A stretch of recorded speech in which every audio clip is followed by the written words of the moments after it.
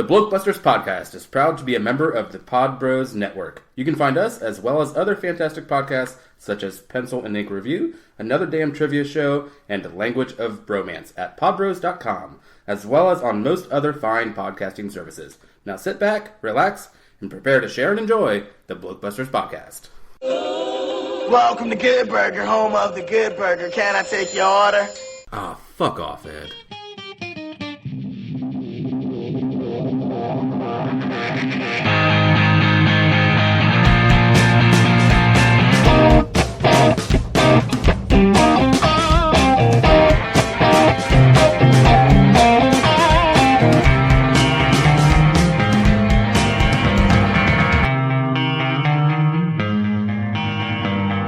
Welcome to episode 67 of the BlokeBusters podcast. I'm Paul. And I'm Brian. And before we get into this, let's get all the general housekeeping out of the way.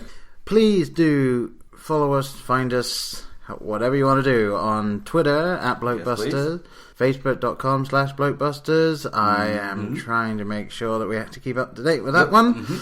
You can email us, blokebusterpodcast@gmail.com. So, yes, no second S in Blokebuster there.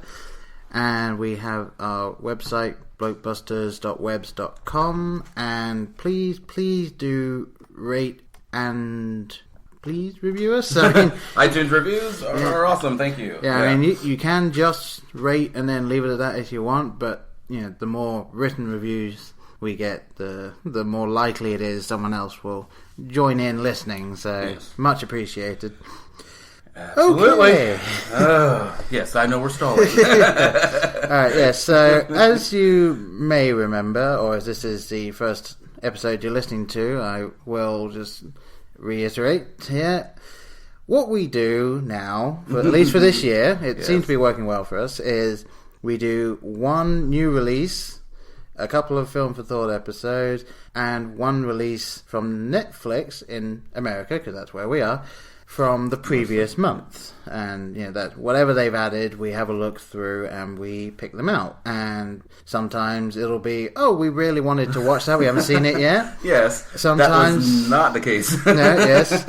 We narrowed the list down to two. It was Groundhog Day, which we realised there was no point in us really reviewing because anyone who is pretty much anyone at this point that is interested in film has seen Groundhog Day. Yeah. Or has listened to our podcast, has heard us just lay down love for Bill Murray. So, well, we did the Bill Murray Christmas. I'm sure we brought up Groundhog Day. And Good Burger. So we picked Good Burger. And just immediately regret it. just to have full disclosure here, I had seen it once before when I was younger because I was a fan of the Kenan and Kel show. Brian has never seen the Kenan and Kel show, and no. Have you seen? I believe it was called All That. We didn't get that in England, so I don't know. All That. Yeah, it was what Kenan and Kel did before they did Kenan and Kel. The title is familiar, but I don't believe I saw it. Okay, so there we go. So Brian was coming at really this my first experience, completely fresh. Yeah, other than seeing Kenan Thompson from Saturday Night Live. Yes, but really my first exposure. I was about to say, but duo. very different as part of the duo. Although I do believe he's still got some things that he still kind of does. But yeah, so let's get into the nitty gritty for this film the best we can. Directed by Brian Robbins, and in case you're saying to yourself, "Who?" You're not alone. We can move on. He'd done some TV before this, and the two films that I found that I'd at least heard of that he's done since then are The Shaggy Dog and Norbit. Moving on. Yeah, but done a lot of TV.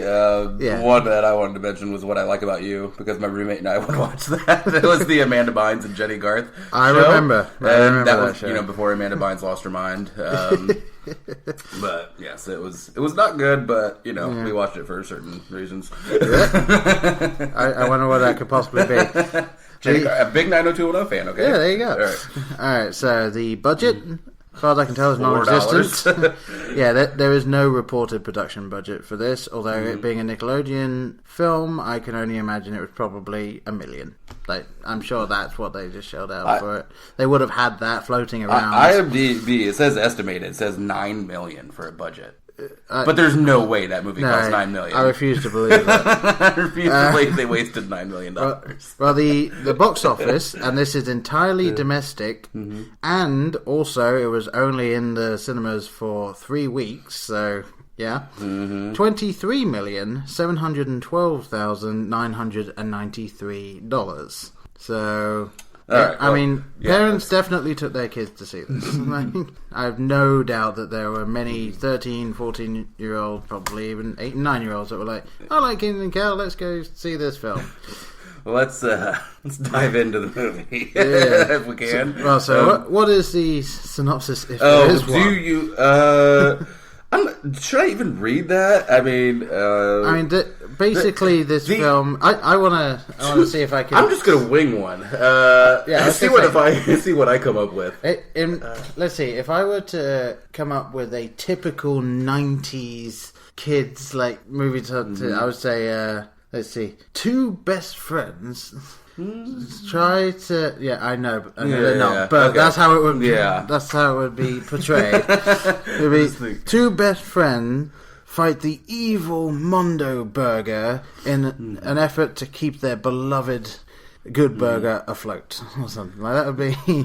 Yeah, something along those lines. Yes, and that's not really what the film's about. It's a two young men. I don't know. Yes. I have no idea how old they were supposed to be. Save the local favorite burger chain from the evil intrusion of the giant burger chain that is Mondo Burger. Yes, literally giant. We'll get into that in a second. The IMDb starts off with two dim-witted teenagers, and I would say it's mostly just one dim-witted teenager. But, I don't know why you got to drag Dexter into that. But I don't think that he might not be the smartest, but he's definitely not dim-witted. He's definitely on a scale with Ed. He's certainly Einsteinian levels of brilliance. Yeah. Alright, so just list some of the cast here. Okay. Well, so Kel Mitchell is playing Ed. And for people that know them as Kenan and Kel, this is Kel and Kenan in this film. Ed is definitely the main character. And Kenan Thompson as Dexter. Ed is a idiot savant. What I mean by that is 95% he's an idiot, and then the last scene in the film he's smart again, and then he's back into idiot for the goodbye. All right.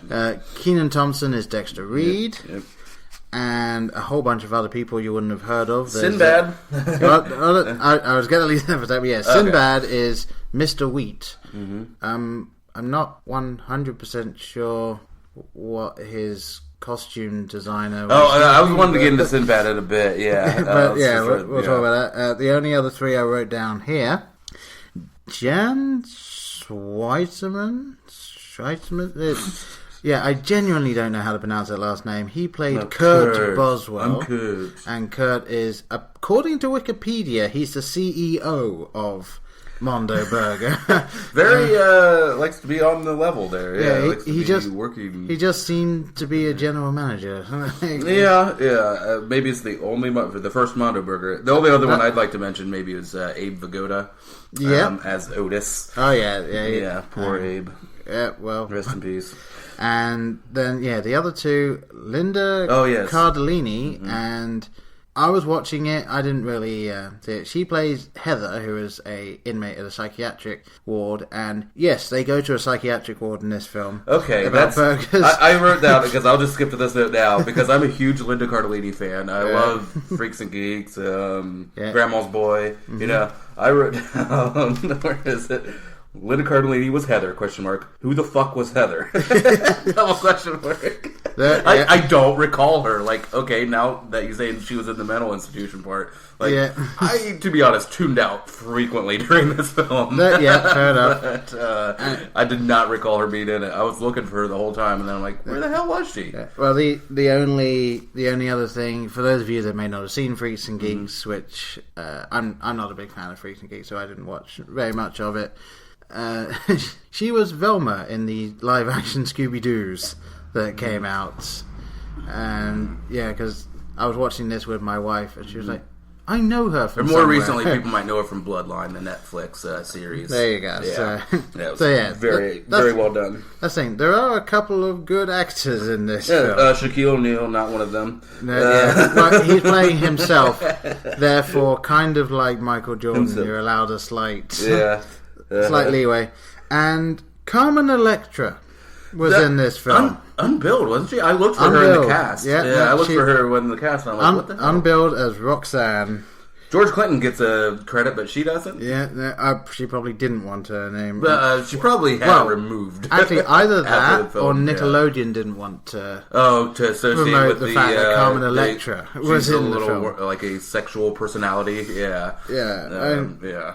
Because she was probably on, I don't know at the time, definitely probably doing stuff with MTV and whatever. I don't know. I don't know enough about Carmen Electra to be able to give you a timeline. From Ohio, I believe.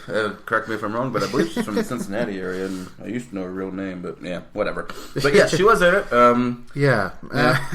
wrote down, I think, shut up, Carmen. I was like not even happy to see her at that point. I was like, yeah, you're not saving this movie, just go away.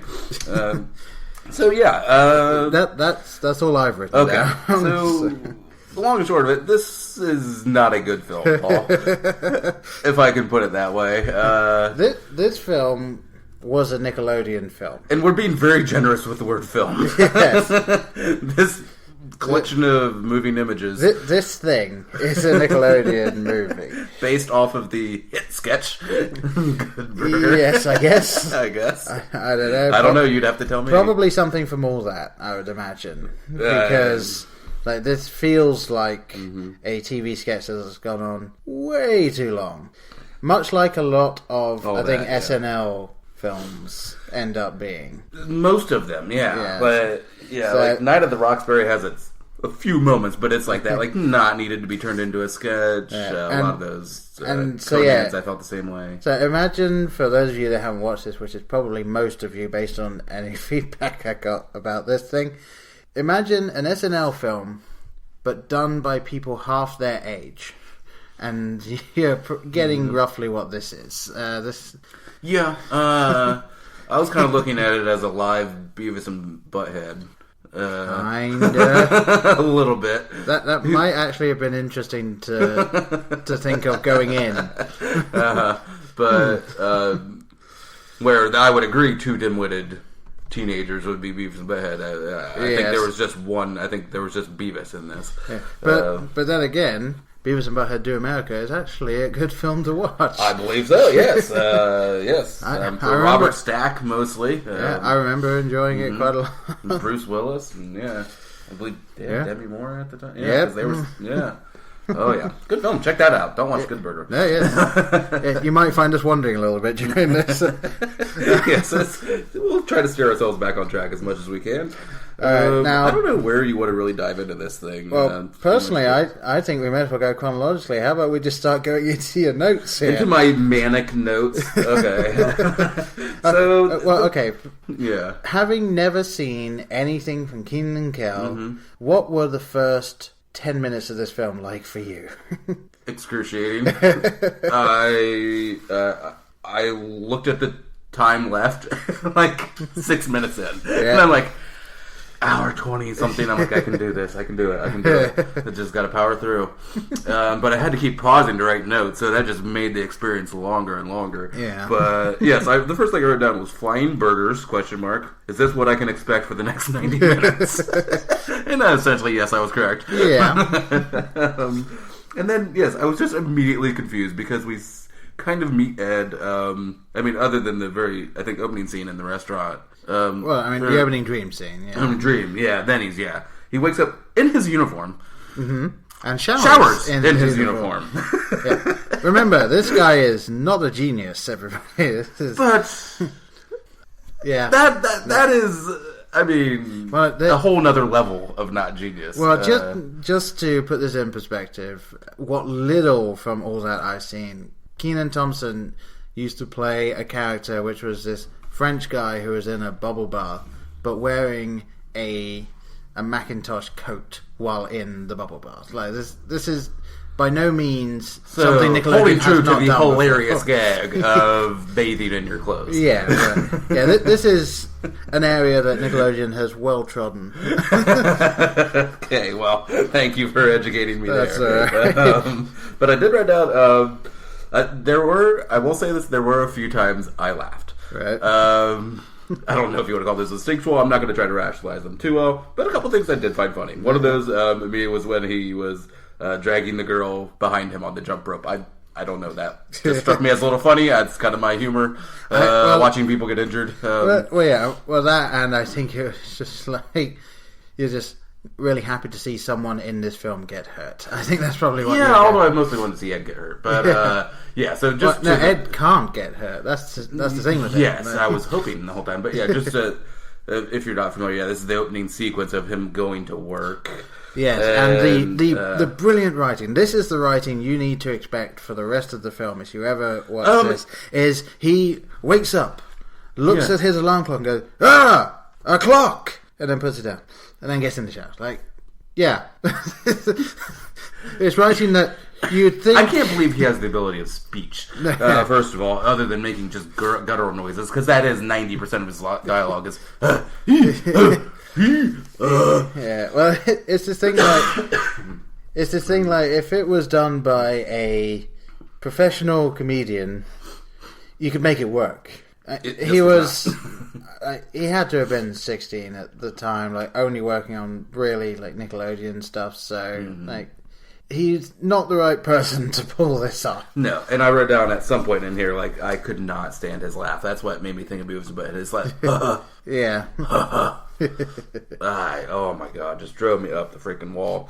But yeah, so that opening sequence also included shooting a baby through a basketball hoop. Yep. Well, first of all, I called him a stoner baby thief before that, because he just keeps on. Is he roller skating or he's rollerblading? Rollerblading, yes.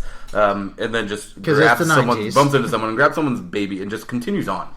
Yeah, well, let's see. And then shoots the baby through a basketball hoop. Well, no. He bumps. No, yes. That is what happens. Yes, but with one slight alteration. So yeah, he bumps into. It's almost the Austin Powers of the steamroller going towards someone. Get out of the way, type thing. It's like, look out, lady. Look out. Oh no, I'm coming. And then he gets the baby. And then he's like, baby. Keeps going. And going. Once more, brilliant writing. And then he skates into, and you've seen this multiple times, he skates into a large group of people that, for no reason, all pile in together. And now he has a basketball in a blanket. And then you see in the background the obviously fake baby being like shook around by the kid. And then you see them hold it for about 3 seconds before it cuts to a shot of the man holding the baby going, and then a shot of the man then throwing the baby through the hoop. Everyone in this film the fuck? is incredibly slow.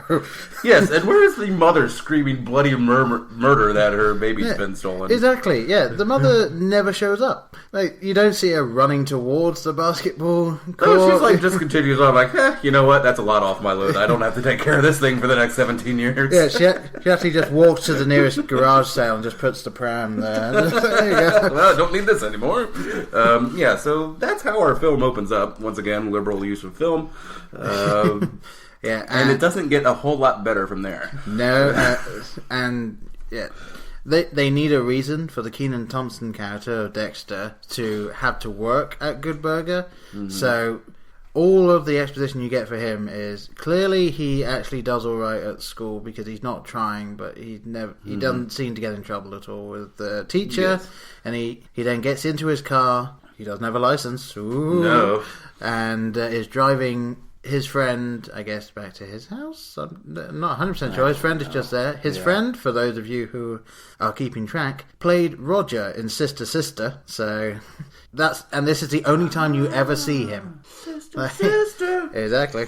Yeah, it kind of made me just want to watch Sister Sister instead. I would have rather have watched 3 episodes of Sister Sister, or 4, however the time works out. Although, I don't know about you, but when this film finished and it cut to the Netflix recommendation, there was a film I'd never heard of before, had no idea what it was, never seen it before. The next one was, I guess, Netflix last year did a Richie Rich TV show. Okay, great. And then the one after that was called 17 Again, which had Tia, Tamara, and Taj Mowry, or Mowry, or however you're supposed to pronounce their last name, in a film where the grandson of this scientist accidentally turns his grandparents 17 again. I almost hit play. Just to go. Why? Please don't make us do that one. I won't. I don't know when it was added, so I can't. Okay, thank you. Yeah. Yeah, but so... Yeah, so he's driving this guy and then, oh no, Kel comes across and makes him spin around maybe 7 times. In the length of time, there was just a... Lots of padding in this movie to get to 90 minutes, I'll say that up yes, front. yes, very much. There's even, I swear, there's a couple of shots of people just kind of standing, staring for a second or two, just to pad out the scene. Yeah. But yeah, so he ends up smashing into his teacher's car, and it will apparently cost, well, originally just under $2,000, and then it's cut... Later in the film, it's $2,500. Plus, he needs, what does he say, $900 or $800 to fix the car he was in. And yeah, and I guess he kept it a secret from whoever he took the car from, because at no point does he ever seem to really get into any trouble for it. Yeah, and then he drives again, like 5 minutes later after like. Yes, I don't know. We don't need to go through the entire plot. No. Please tell me we don't have to. We're not going to do that. Yeah. Yes, we're trying to help these people out by just trying to glean something from this. And yet, so everything we just said, this is trying to set up the film, and it's just Can we jump back to my sure, just a little bit? I'd like to get I wrote down how handicapped is Ed. That was right after the opening sequence. Yeah, because I thought for sure this individual has to be handicapped, and this is some sort of work program for him. And how is he able to be outside? Not in a bubble there. Yes, not something. Yes, completely unassisted. Yes, without any sort of helpers. He also apparently lives at home by himself. Yeah, that's what I was like. Nope. You never see like the any Charlie parents. Brown universe. It's just like no parents anywhere. Yeah, I wouldn't have been surprised if someone had got a phone call from their mom and you just heard that would have made sense because that sounds like his parent because that's how he talks. Or of course it being Nickelodeon and that type of thing, it's probably the cartoon like yeah. Yeah, I want to get into Sinbad too. Okay, Sinbad is Sinbad at the school where he is a teacher. And the teacher of the Dexter. Immediately, I don't know, maybe this is just today's climate that struck out at me, but I'm like, he was really weird up front. Like, he was putting his hands on, not saying anything sketchy, but it was like touching. Like, teachers aren't supposed to be touching the students. Well, and he's like stopping Dexter from leaving the classroom. He seems to me creepy to be the almost a stereotypical hippie type guy, but not quite. He's trying to be hip, down with the kids. I wrote down, seriously can't get over what Sinbad is wearing. Why? Does he ever change? I know. I believe he's in this. I swear he has one different clothes. I think he's in like a sweatsuit or something at some point. I don't recall. Let's say he has different clothes, but they're so similar. Well, the one he wears mainly, and please, look up a picture if you want, but don't watch the movie. I can't say it enough. He has these giant sequined lapels, and I just wrote down in 90s colors. Very fuchsia-esque, bright pastel colors. Very much so. The main part of the shirt is split down the center, 2 separate patterns. Yep. Black is one side says black is beautiful, the other side has a peace sign. It looks like it was stitched together from like 5 different horrible clothes or horrible clothes on their own. Yeah. And then his lovely 2 afro. Separate checkered sleeves that they're not even close to the same colors or patterns. Yeah. What? It was so distracting. But I actually welcomed a distraction from any sort of the dialogue that was happening. So I guess I can't complain completely. I had to say I did enjoy cutting right to the end. His car gets destroyed this time basically, and he does just kind of look straight at the camera, just like, why me? It's like, yes, why you? As weird as this is. Car gets crushed by giant burger. Why? What have I done? I said I couldn't have said it better. Referring to why I'm watching this film, of course. One of the best pieces about it, just what have I done? What have I agreed to? Which, I mean, and I'll just skip that since we went over it. Sinbad's, he's like I said, he's continually getting fucked over by these idiots. And his only crime is being a horrible dresser, and then I put down and possibly a mediocre comedian. Yes, those are his only crimes. Now I will say I enjoyed him in Jingle All the Way. Jingle All the Way, I enjoy, and I thought he was alright.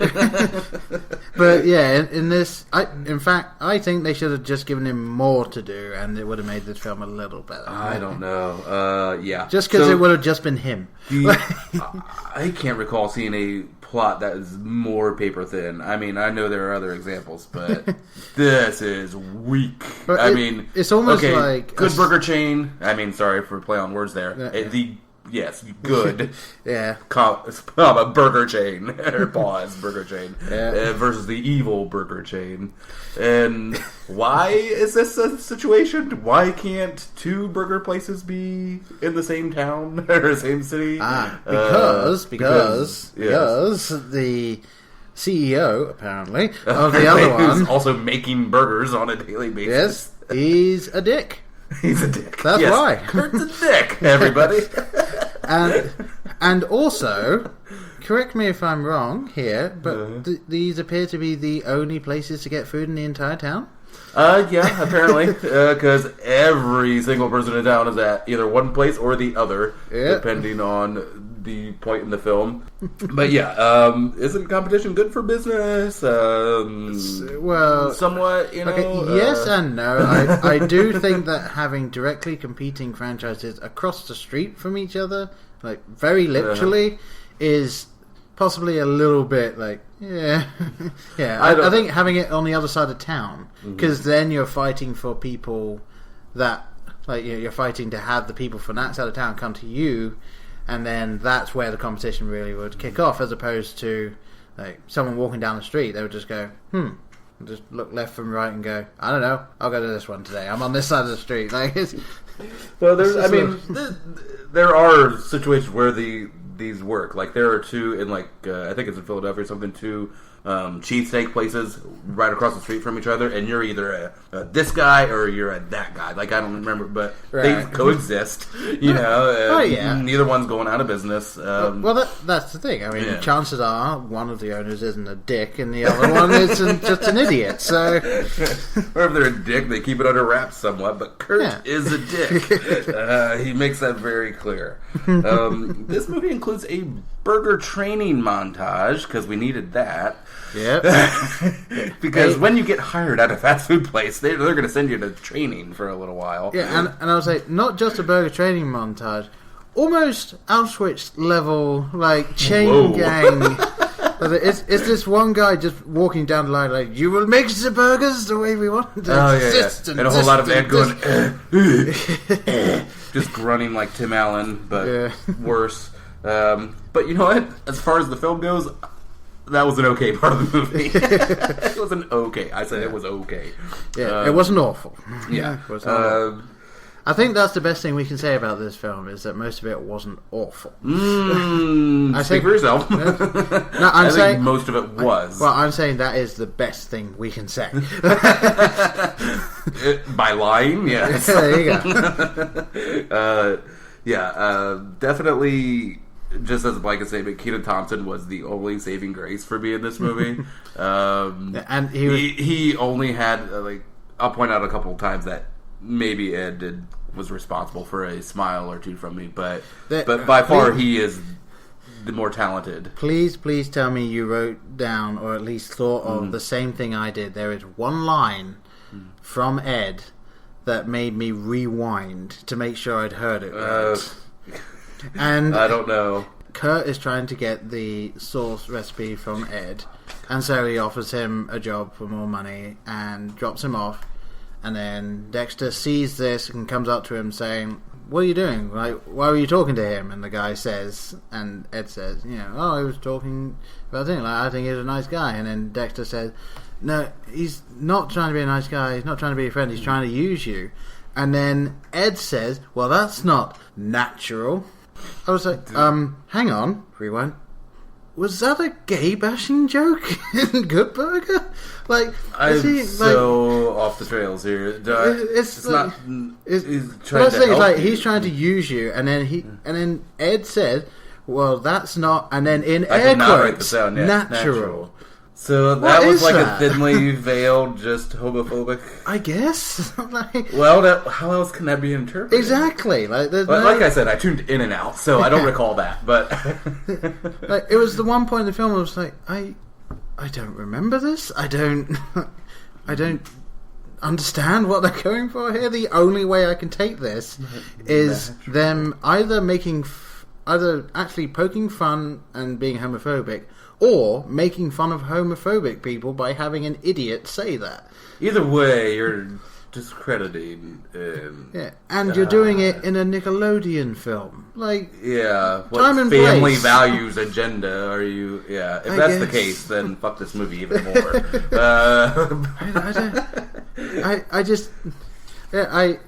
I even, my wife was kind of in and out, kind of like you. Mm-hmm. And I just like kind of gave her a little something. Like, hang on, watch this. Just rewound it and played it again.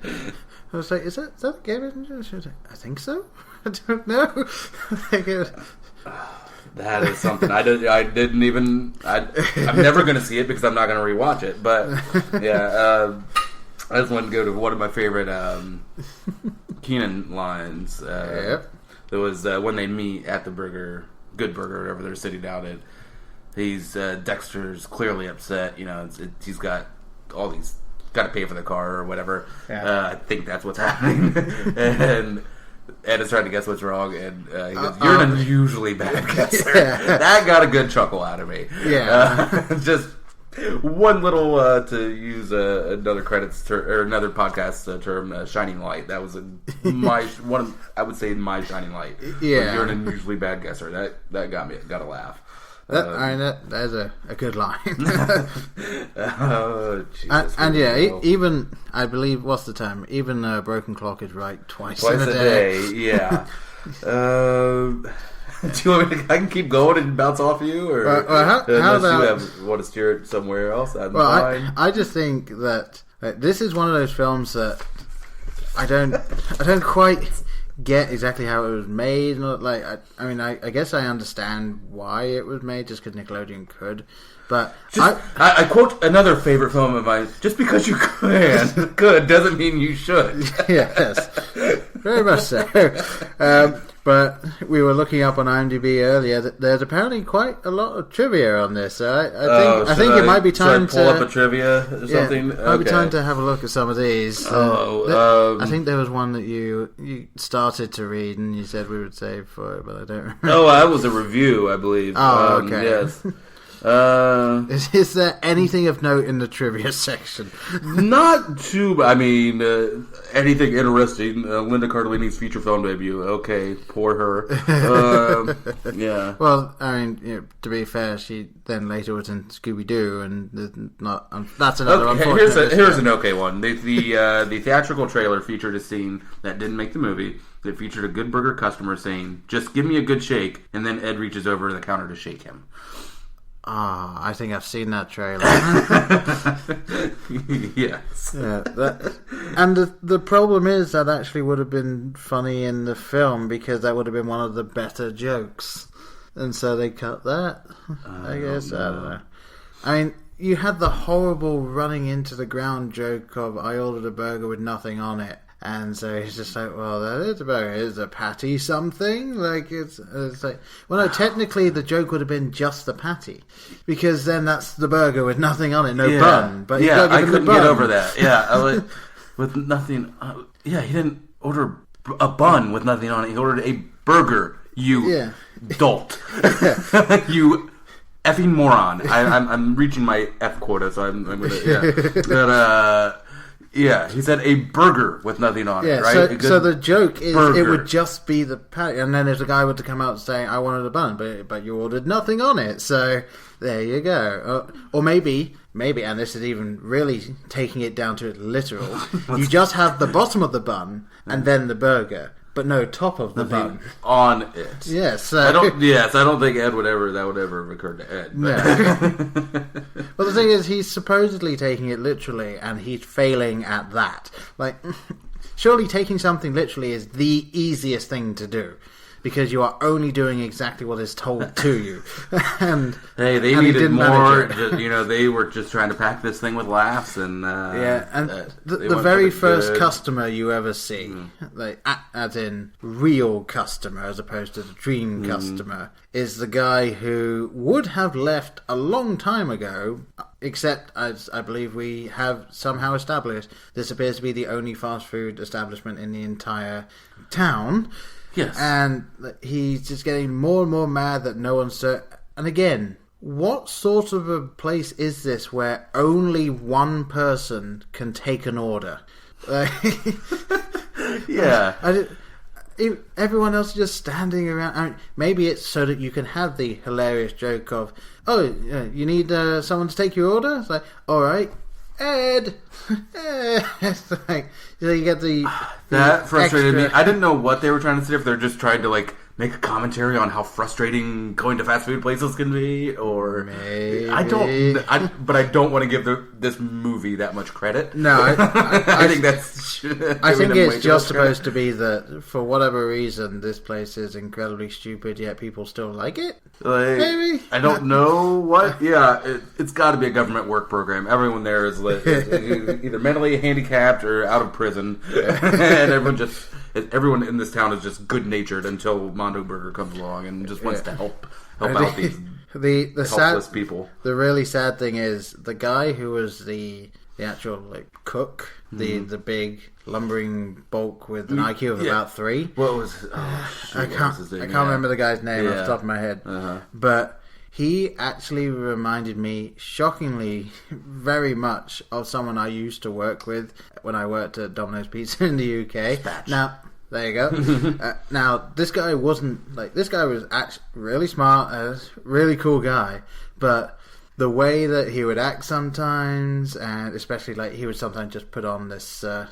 persona of someone like this. I was watching, I was like, Uncle? Is that you? What? Dean Kane? Pretty much, yeah.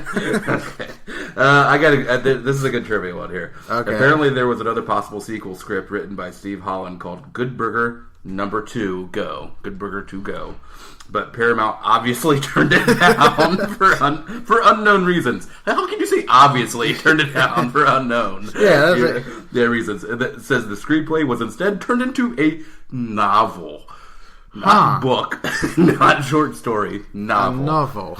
I kind of want to get my hands on that novel. So do I. Not to read it, just to abuse it and burn it and then throw it away. But just in case you run out of toilet paper one day. I'm not a book burner, but I think that one might have it coming. Yes. Just one page at a time. To go. Maybe good bathroom reading. If you get what I'm saying, you should use that for her. I genuinely want to get a hold of that book. I don't know why. It's probably $300 on it's so rare. There's probably only 6 of them. I know. It got pulped down and used for something. Oh my god! Yeah. Where to move on to? Yeah. I want to hear some more of these. Some more of my manic scribblings. So the fast food Mondo Burger opening. Why is this like a Hollywood premiere? Does this ever happen at a fast food other than in Hollywood when it's other than Planet Hollywood? Yeah, other than when a Planet Hollywood opens or maybe closes down, then they should have a party now. But to be fair, it's not too bad at Planet Hollywood, depending on where you go. I don't know, but I mean, it's that's the gag as people make fun of it. But so there's a red carpet A-lister party, kind of. That's the feel you're supposed to get for that. Yeah, and what the hell was that about? And also, if you think about it, I mean, obviously, when it comes to films and stuff like that, there are points where it only makes sense from the point of view of the audience what the character is doing, and this is exactly that. When he's like, "Come on, then," and then you go inside, and he holds up his hands, and the sign comes on, and then it cuts to people being let in. So no one was inside to see that when he did that. Only us. Yeah. Wow. That's just good script writing. Yeah. Well, that's just all it is. Well, actually, no, that is not the fault of the scriptwriter. That is the fault of the people on set that day. Like I just wanted to take a chance to shit on the script. No, that's like no one on set when they filmed that were like, shouldn't some of us be in there? It's like, I understand this is like, hey, everything's on, but you realize everyone's outside, right? No one's in here. Oh my god! All right, back to notes. This is the first time I write this down. You will see a trend here. I hate Ed and his moronic antics. Yep. Then I go to Shaq. Why was Shaq in this film? He's in it for like 4 seconds as himself. He was in it specifically so that they could have that scene like, "You'll never guess who this is," and you're right, we didn't. Yeah, don't care. Moving on. Then I 2 seconds later in the movie, I still hate Ed. I don't care if he needs friends. So Ed is not winning me over at this point. Why do I care about this plot? I'm just going to read, just in the interest of time, just read through these. And also, if you think about it, it doesn't matter when you wrote that down. Yeah. It pretty much can be copy and pasted into any part of the film. And now I've clearly lost my mind because this is all my notes where I was like actually trying to take good notes. Then this next one, really, I cannot stand Ed. That's the third time. Yeah, on the same page. On the same page, third time. And then as an afterthought, also hate Kirk a lot. Yeah. And then I wrote down again, I don't care about plot. Go away, Carmen, because I'm just hating this whole entire experience right now. Yeah, and I hate Ed's laugh. So once again, hating on Ed. Yeah, so here at this point in the film, in this Nickelodeon family-friendly kids film, they got Carmen Electra to play someone to seduce Ed, who is an idiot, to give up the recipe for his sauce. Yes, I'm sorry we haven't mentioned the sauce. Yeah. And for some reason, I had in my head that his sauce was actually just like ketchup, and he'd put lemon in it or something. I thought it was fancy sauce a la Step Brothers, just ketchup and mayonnaise. Right. Which I like some fancy sauce, but yeah. So I thought it was. I had this memory of it coming out at the end of the film that actually it was like a sauce from just down the road at another restaurant that he'd used, and then that came out. But nope, that would have been a better story. And just the whole idea, like, okay, is Good Burger just a standalone restaurant or is it a chain? I think it's supposed to be a chain, but you can have one employee make a sauce and it immediately. For Paul, I mean, we know we've worked in the horrible world of fast food or fast casual. Yeah. That's not how things work. You just can't have one employee create a sauce and then it gets approved and you're serving this out to hundreds of customers. Yeah, the only thing I can think of is maybe each Good Burger, let's assume it's a chain, maybe each Good Burger is afforded a certain license to try new things and report back how they've worked. But still, that needs to be approved through, like, regulations. Like, there could be damaging things. This man who has an IQ lower than Forrest Gump is throwing, like, pickle juice and whatever and dirty socks. And at the very least, we know there's lemon in it. Lemon, yes, we do know there's lemon. That's as far as he got, But he seems to not care what's going into it when the scene we see it making it, just not measuring anything, just throwing stuff in there. And then people are eating this and probably getting distended bellies and dying in their homes a few hours later. But we don't see that part of it. Well, that's the thing. Kurt needn't have worried about doing that, putting that stuff into the sauce. Ed will bring Good Burger down anyway. I don't know how he hasn't run the place out of business yet. Yeah, and also, like, you then get the part where Dexter makes him sign a contract, like saying, we're going to sell your sauce and I'll get some of this. It's like, surely if Dexter is smart enough to be able to come up with that contract, he's smart enough to know, like, what if, rather than just have him sign this contract and just sell it here, since everybody loves this sauce, why not promote it nationally? Like, get a patent out on it. Like, put it under... Get him to tell you the recipe and put it under your name. Like, this guy is that self-centered that he would do that.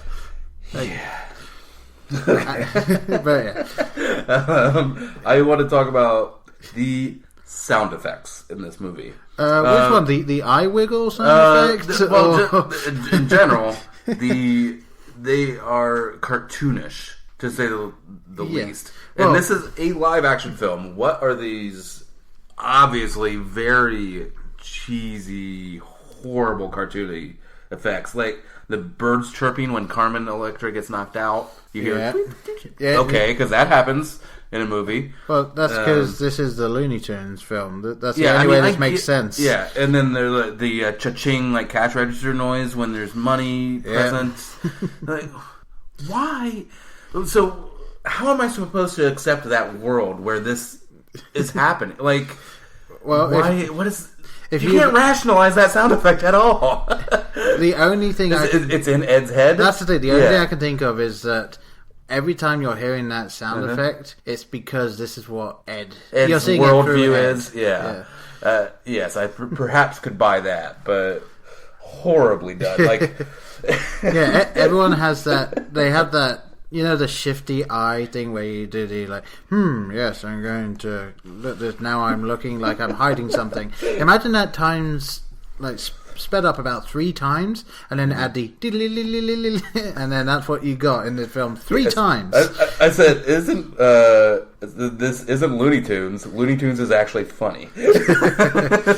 One of my favorite. Although, to be fair, I would have loved to have seen someone got flattened a la Wile E. Coyote. Why not in this movie? There were down once again. Stop trying to make me like Ed movie. I hate him. I think we could probably get rid of half of your notes if I could just cut out the Ed.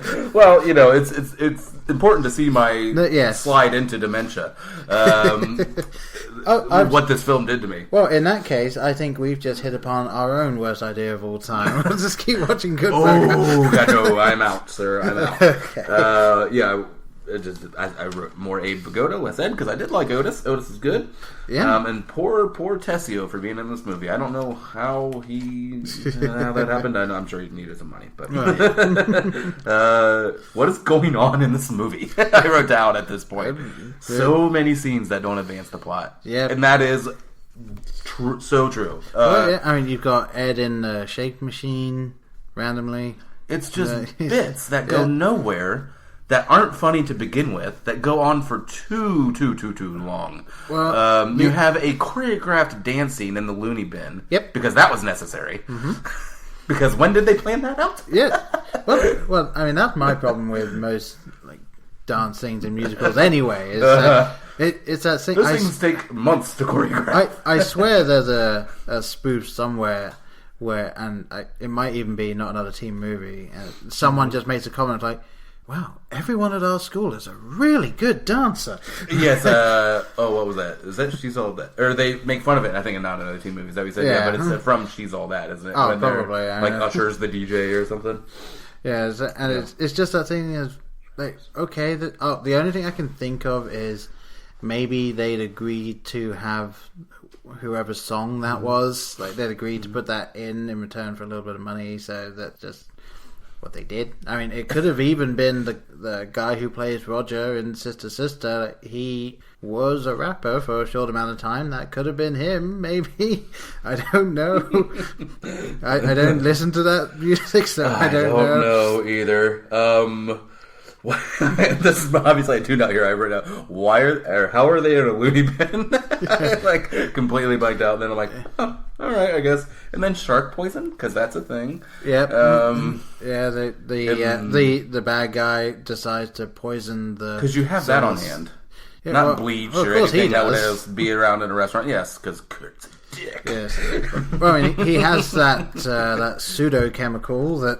Yeah. Makes burgers explode. Oh yes, we're jumping ahead of notes, but exploding burgers. Because why the fuck not? Yeah. And not just exploding burgers. Burgers that explode with such force it shakes the building violently. Yes, these burgers are lethal. If you were standing next to one, you would be killed with burger shrapnel. Yeah. Well, and it's like delicious burger shrapnel. Yep, they're on the roof, and they're being hurled around as a result of these burgers exploding. I'm not Yes, sure... you've completely left the world of reality here. Well, okay, yes. I mean, if you're trying to ground this, and this would have been better as a cartoon. Yes. That's all I'm saying. It would not. I mean, there's no way it could have been worse. Yeah. So it would have been as good. I'll say as good as a cartoon. Yeah, and one other thing I will say is kudos to Kenan Thompson for being able to, about 95% of the time, look like he was genuinely trying to climb that straw. When they're Yes, he very clearly had his left my, leg on a stand of some kind behind the straw.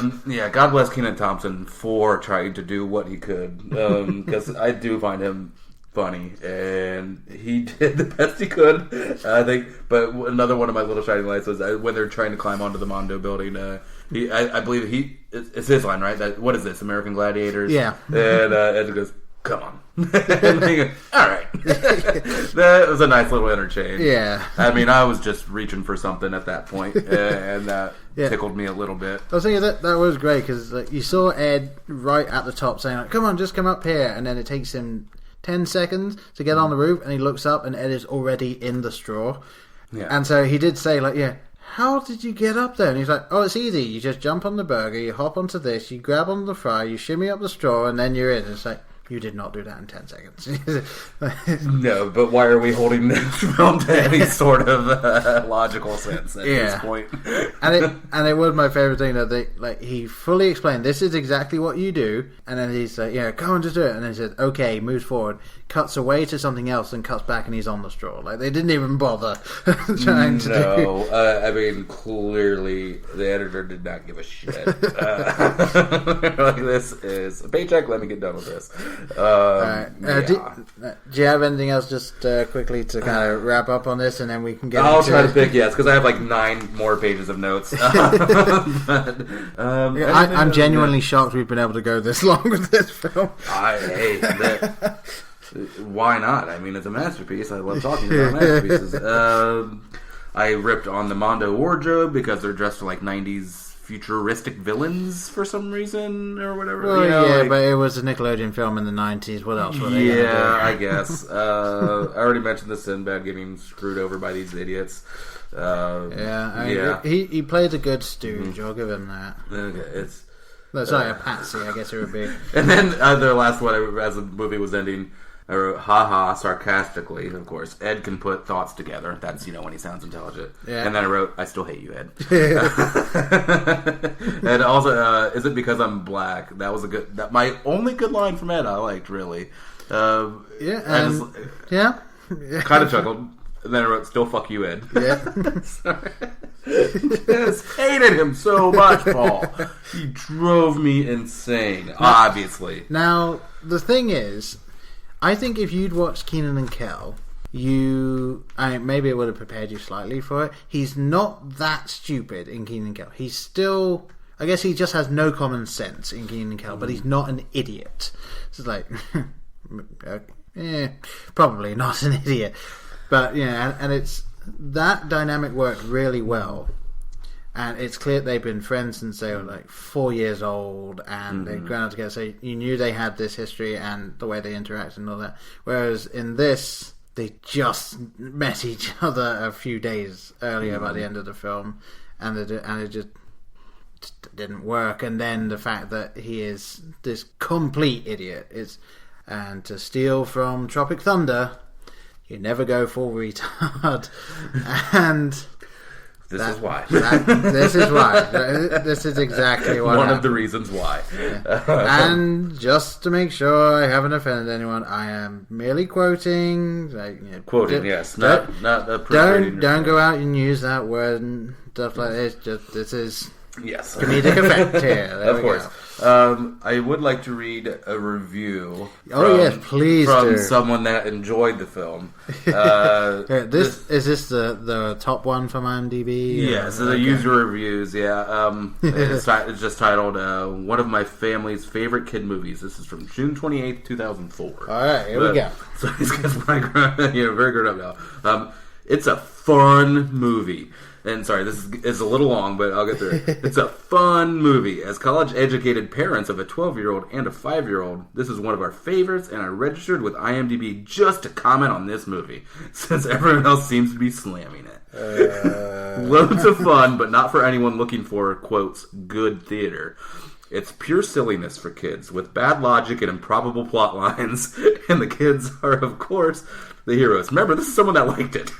Yeah. So if you're just looking for some plain, clean fun to watch with your kids, I suggest this one! Exclamation point. And there's no dancing bears or singing furniture, but there are flying, talking hamburgers. So here's the scoop. If you want an educational show for your kids, go elsewhere. But if you want to sit down, eat popcorn, and laugh, get this one. I can only imagine that what they're doing is they're laughing at the kids laughing at the film. Because, again, technically, this day and age, we are not the target audience for this film. I don't think there was a target audience. I would argue that. I will say probably between the ages of 8 and, let's say, 14. If your kid likes this movie, get him checked out. Just have a psych evaluation. I would say, if your kid likes this film, immediately pop in, let's say, Robin Hood Men in Tights, and say, this is good comedy. Like, this is just let them watch it and see the reaction to that. And if they don't laugh at that, then go get them checked out. Well, that's the thing. If you're 10 minutes into that and they haven't laughed, you are to grab them and sit them right in front of the TV and say, you are watching this until you laugh. You're going to watch every Mel Brooks movie until I get a laugh. This is going on repeat. Until I get a harumph out of you.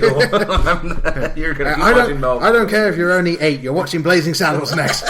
Oh my God. That'd be great. Yeah.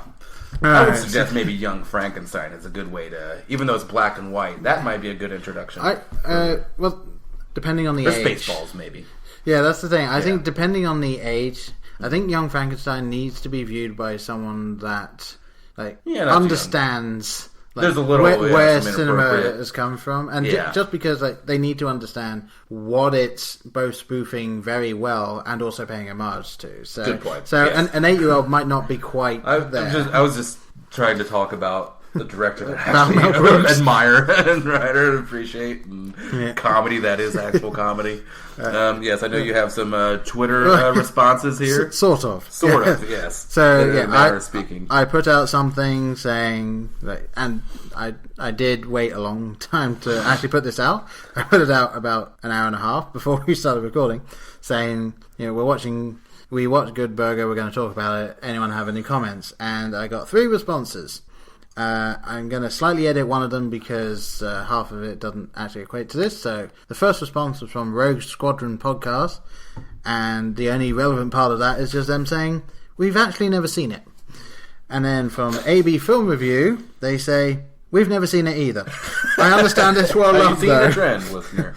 And True Bromance Podcast responded with simply this: kudos to you, gent, for sacrificing yourself for your art. This is something I could never do. And it's something I wish I had not done. So, basically, apparently no one we know has seen this. I would think that's probably true for most people.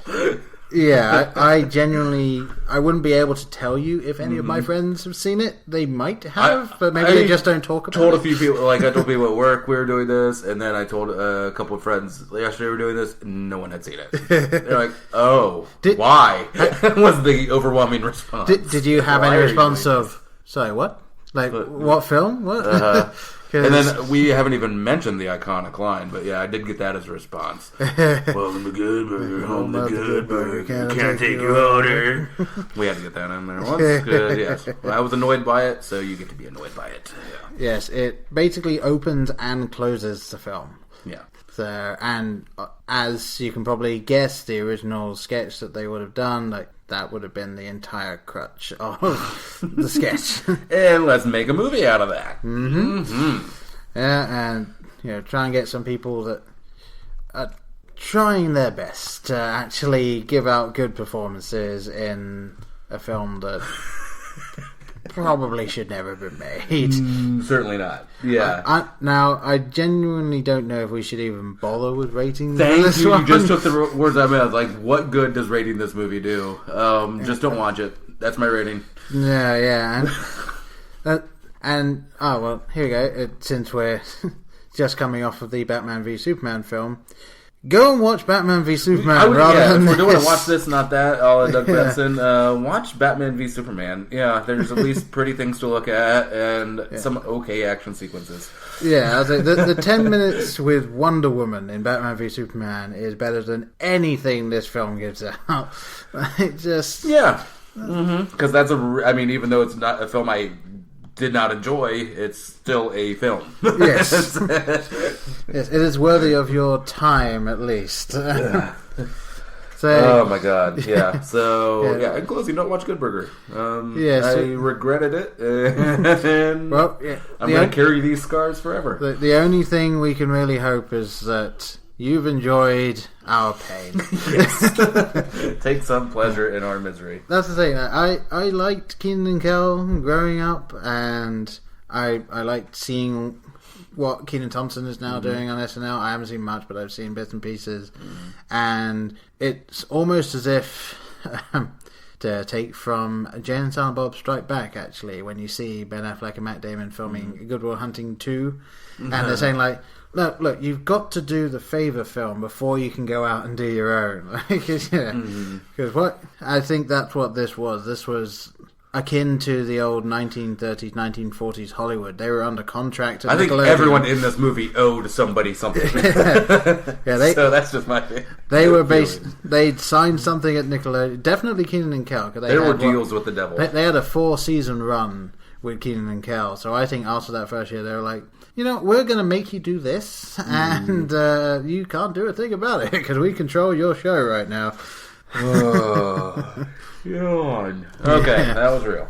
Alright, so I think I'm done talking about Good Burger. Let us know if any of you have seen this. Let us know what you think. If you liked it, good for you. I genuinely would like to hear from someone that actually enjoyed this film. I want to hear your perspective. We're not going to see eye to eye, but I would like to see where you're coming from. Yeah, just let us know. And obviously, we won't shit on you. No, that's the thing. Know. We might shit on the film as much as we like, but we'll never say anything about like people's personal opinions. Taste is subjective. So. I have my opinion, you have yours. That's it. Yeah. Feel free to email us that because that'll be the easiest way to get everything. You're probably thinking BlokeBusterPodcast@gmail.com. Again, we're on Twitter @BlokeBusters, Facebook. Just look for BlokeBusters. Yeah, and as I said at the beginning, please do rate, review us on iTunes. Be 100% honest and give us that 5-star review. I mean, it's yes, please. Give us the opposite of what you would give Good Burger. Exactly. Unless you like Good Burger. And then that's the same still thing. Do the obvious. Yes, then keep it consistent. Yeah. Yes. All right. Well, I've been Paul. And I've been Brian. See you guys. Bye.